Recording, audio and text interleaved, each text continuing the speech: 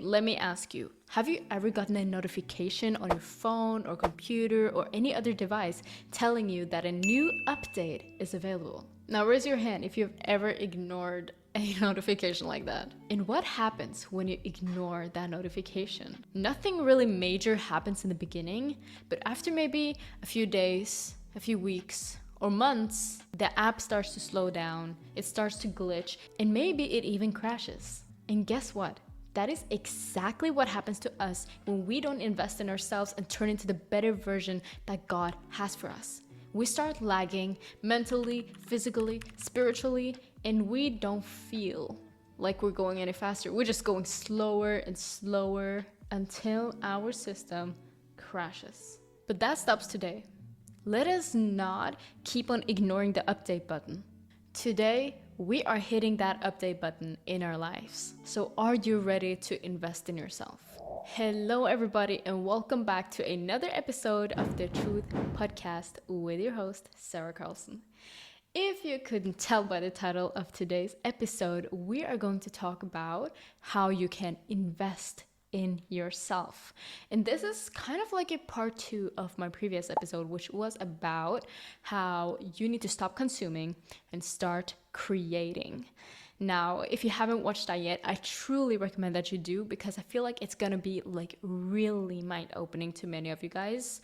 And as I saw in the comments of my episode, I saw a lot of you were really feeling like this was their call and their time to start creating something. I even saw that some of you guys were talking about and wanting to create Bible videos. So I'm so happy that you're being inspired. So yeah, this is sort of a part 2. And I'm going to talk about how you can invest in yourself, how you can improve yourself and turn into the new version and the best version of you. So let us go into 4 ways you can invest in yourself now. And these are essential to be able to improve you, to be able to become a better version of you. So let's get into it. So the first step you need to take is to change your mindset, because changing your mindset is the foundation of this change. Proverbs 23 verse 7 says, "As a man thinks in his heart, so is he." So if you want to change your life, you have to start with your mindset. And be honest with yourself. Are you where you want to be in your life? Are you accomplishing what you want to accomplish? Are you working the job that you want to work? Are you following the purpose God has for you? Are you truly fulfilled? Because if you clicked onto this video where the title clearly is How to Invest in Yourself, then I believe no. The answer is no. Something inside of you feels empty and unhappy, and you are longing for a change. And guess what? You're here to get one. Hey, you came to the right podcast. You came to the right episode. But realizing that you need to change isn't enough. You need to decide. You need to decide that the old version of you is not enough anymore. So ask yourself, are you making excuses to stay the same? Are you making excuses, trying to ignore the fact that you're just not living the life you want to live? For then, I gotta tell you, it is time to stop sugarcoating. Stop sugarcoating your life, because that will get you nowhere. There is no more, I'll start tomorrow. I'm gonna start praying tomorrow. I will do this tomorrow. I will do this later. Today is the day that you gotta choose transformation. Not tomorrow, not next week, not next Monday. Stop saying one day and start saying day 1. Now, the next step is to fix your environment. Who and what is surrounding you. Because it's not just the people around you, it is the atmosphere. 1 Corinthians 15:33 reminds us, "Do not be deceived, for bad company ruins good morals." Your environment shapes you way more than you realize. So look at your circle. Are they pushing you towards God or pulling you away from Him? If you're constantly around people who drain your energy, discourage your growth, or lead you into sin, it is time to create a distance, okay? It is time to pause and observe. But this does not mean that you need to cut off everyone overnight. Okay, that is not what I'm saying. But you know, make time for yourself. Stop making yourself busy with things that align with your goals. If your goals are to start a business, then take a course on how to start a business. If your goal is to become a personal trainer, then maybe start looking at how you can become one. Maybe start promoting yourself online. You see, there are so many things you can do to get to your goals, and it starts with your environment. So spend more time in places that encourage growth. Maybe it is at church, maybe it's in a community, maybe it is just outside of your home, maybe at a cafe or in a park, just somewhere you can feel a different vibe, a different atmosphere that is giving you what you need. And even places where you can interact with people with similar goals, similar achievements. Think about this. Who in my life is helping me grow, and who in my life is holding me back? Try to reflect on that one and see if there are some people you gotta cut out slowly but surely. Okay? Don't need to do that overnight. Okay? It takes a little time, but you start somewhere. And start by making yourself busy, for example. Or go somewhere where you can refocus. I actually feel that one because honestly, when I am in a clean space like where I'm at right now, I just feel like I can be way more productive with the work I'm doing. And to me, I love going to the park, okay? I have my favorite park, which is just 10 minutes away from me, and I just love going to that park because it really helps me reconnect with myself and with God and with just having a better environment around me, you know? And in my park, there are literal chickens walking around, wandering around the park. So it just lights up the mood. And I love it. It has kind of become a habit for me to just go to the park. And speaking of habits, that is the third step. Change your habits. Because you cannot stay the same and expect different results. You gotta change something. And Galatians 6 verse 9 says, "Let us not grow weary in doing good. For at the proper time we will reap a harvest if we do not give up."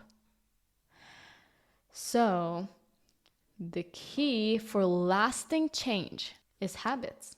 Good habits. Because if you keep on living like the old version of you, you will never become the new version of you. Your habits will either build you up or break you down. And it takes about an average of 66 days to develop a new habit. So if you want to change to get a good habit, you got to stay consistent, okay? You cannot expect that you be doing the like one. Maybe you want to play guitar. I'll be playing guitar right now. So I try to stay consistent on that so it becomes a habit. But if you just play guitar a few days and then you put it down, it will never become a habit. You got to stay consistent and disciplined. Discipline is the cherry on top. Discipline is one of the ingredients. So ask yourself, what are you feeding your mind, body, and spirit daily? Because what you're feeding yourself also is a reflection of what becomes your habits. You know, if you eat a lot of fast food, it is a no-brainer that you will become a gluttonous eater. Eating will become your bad habit. Or if you scroll and watch TikTok all day, of course, you will start making that a habit of yours. You will start doom scrolling every single day. And if you want some inspiration on what habits to grow and what habits to stay consistent with, then spiritually, you should spend more time in prayer. You should read the word every day. You should worship God. Put on some worship music. Mentally, you should journal your thoughts. Replace negativity with affirmations that aligns with scripture. Physically, you should take care of your body, eating healthy, exercise, and rest. Now, there are billions of good habits out there that you can take and start doing. But speaking of journaling, I have created a journal that will truly help you on this journey. If you have been struggling with building the better version of you and living out your purpose, then this journal is for you. The new Purpose Unlocked 6-month guided journal is designed to help you discover your gifts, overcome fear, take action in your purpose, in faith. There is no more waiting needed. You can unlock your purpose today. So go and grab your copy today. You can get it as a physical book or an ebook. It is all up to you, and it will help you unlock your purpose. You can get it on saracarlson.com, and the link is right down in my description. Now back to habits. You need to start re-examining your motives. What is your motives? Who are you, and what is the most important to you? You need to prioritize your vision, your commitments, your mission, your passions, your power. Have faith to take the right steps, and do not be paralyzed by fear. So think to yourself, what habits do you need to drop? And what habits do you need to build? You know, I have been in your shoes. I have been somebody who was doom scrolling so much within a day. Okay, I was scrolling from day to noon, noon to day, I don't know, noon to night, dawn, dusk till dawn. I don't know. Okay, but morning till evening, I was scrolling my life away. And I have developed this habit, or I'm trying to develop this habit of playing guitar in my free time instead of scrolling on TikTok and on Instagram. I'm learning songs on guitar, and honestly, it's becoming a good habit to me. I feel like that is just way more fulfilling and more accomplishing than any other habit I've had. The same with reading my word daily. I have been starting to read my word literally every day now. Every morning before I pick up my phone, I try to read a passage or a chapter, and it really helps me out. I feel like it makes a good start of my day. And now to my last and final step to you who want to invest in yourself. That is to keep track of your time. Ephesians 5 verse 16 says, "Make the most of every opportunity because the days are evil." Time is a gift, and we cannot afford to waste it. And so that is why I'm telling you, which is so important. This is last, but it's definitely not least. You need to keep track of your time. Are you being intentional about your days, or are you just letting them pass by day by day? Because if you are, here is a challenge for you. Plan your week ahead. Use a planner or a calendar to schedule your important things, your time with God, your work life, or your personal growth time. Schedule those things, keep track of them, and when you're supposed to do what. And my tip for you is to start treating your priorities like appointments that can't be moved. Because, oh boy, that is actually life-changing. When you know that you have to do something and you cannot change it, it is gonna make you so much more disciplined and planned for your day. And I really love planning my day on Notions. If you don't have Notions, it is available on desktop and on phones. It is literally just a place where you can write notes and also have templates for where you can plan your days or weeks or whatever. And I have been using that for the past few months, and honestly, it has helped me so much with keeping track of my time and knowing when to do what. And Notions is literally where I keep all of my work, all of my planning. It is on Notions. Yeah. It's that handy when it comes to planning. So if you want somewhere to plan, then Notions is your best friend. Notions, we love you. I love you. And also keep your short-term and long-term goals organized, for they will help you stay on track for what you want to reach in the future.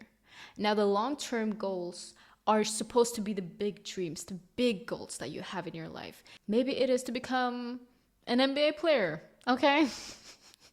Okay, that was quite dramatic, but it's an example. If you want to become an NBA player, that should be your long-term goal that you want to maybe reach in 1 year or a few years. And so your short-term goals are those goals that will help you reach the long-term goal.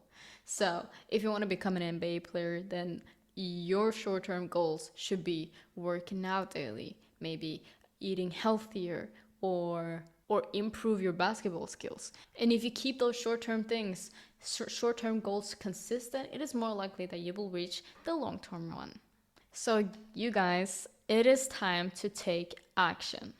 Now you have the key on how you can update yourself, update your life, your mindset, your environment, your habits, your time.